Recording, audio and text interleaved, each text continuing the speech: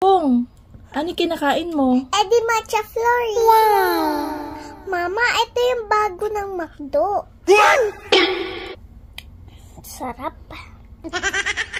The best po kayo, McDo. Sobrang sarap po ng matcha flurry. Wow! I-try nyo na po to.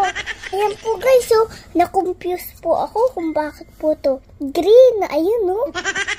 Na-confuse po ako kung bakit po to green. Matcha po pala. Ang sarap guys ng matcha pag pinapapak mo po siya.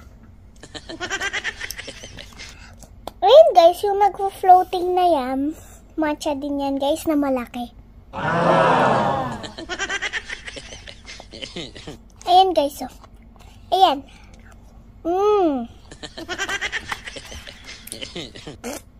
Kaya i-try nyo na po to guys. Masarap po guys. So good po guys.